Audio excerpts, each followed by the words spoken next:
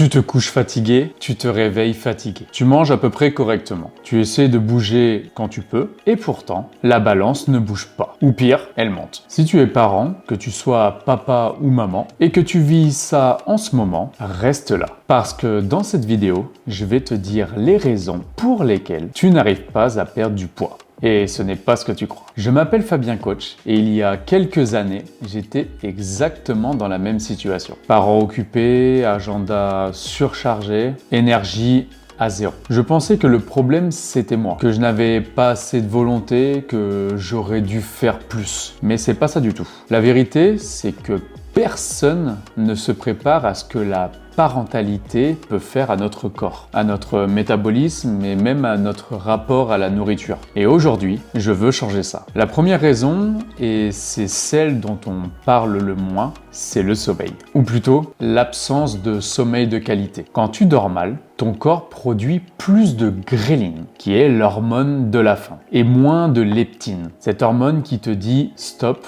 Tu as assez mangé. Résultat, tu as faim plus souvent, tu fais de mauvais choix alimentaires et tu n'as même pas l'énergie de le remarquer. Moi, pendant des mois, je dormais 5 à 6 heures par nuit et je croyais que c'était normal pour un parent. Mais ce que je savais pas, c'est que le manque de sommeil était en train de saboter tous mes efforts. Pas parce que je manquais de motivation, mais parce que la biologie travaillait contre moi. La deuxième raison, c'est le stress. Et attention, je parle pas de stress occasionnel.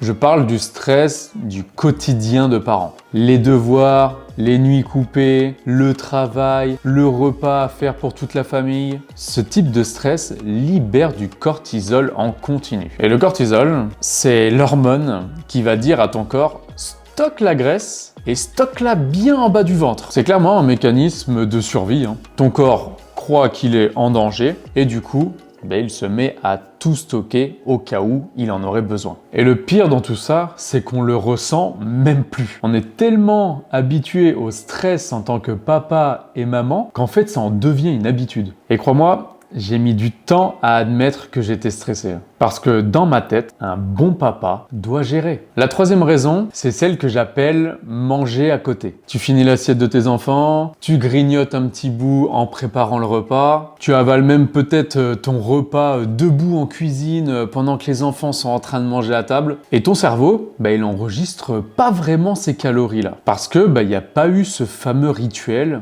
Pas de table, pas d'assiette, pas de pause prendre le temps de faire un bon repas. Et pourtant, sur une journée, ça peut représenter 300, 400, voire même 500 calories. Et c'est pas une gourmandise, c'est devenu un automatisme. Mais la bonne nouvelle, c'est qu'on peut s'en sortir sans régime draconien. Maintenant, la vraie question, c'est qu'est-ce qu'on fait avec tout ça ? Premièrement, avec le sommeil, si tu ne peux pas dormir 8 heures, soyons honnêtes avec ça, tu peux améliorer la qualité de ce que tu dors. Commence par éteindre tous les écrans 30 minutes avant d'aller te coucher. C'est simple et ça change vraiment la profondeur de ton sommeil. Deuxièmement, pour le stress, trouve rien que 10 minutes exclusivement pour toi. Une marche, un café en silence, de la respiration. Le but, c'est pas d'éliminer le stress, parce que clairement, en tant que papa ou maman, c'est impossible,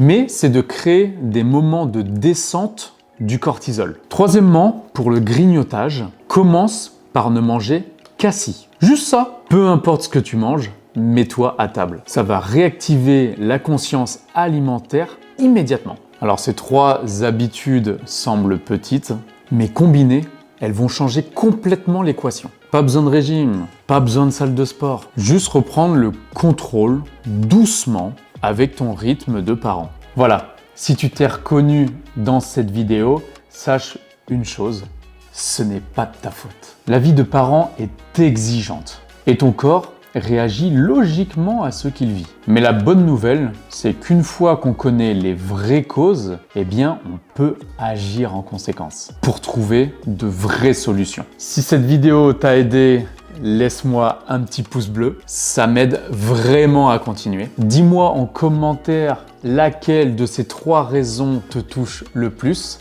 Je lis tout. Et si tu veux aller plus loin abonne-toi. J'ai d'autres vidéos qui arrivent sur comment perdre du poids en tant que parent sans que ça envahisse toute ta vie de famille. On se retrouve très vite. Prends soin de toi.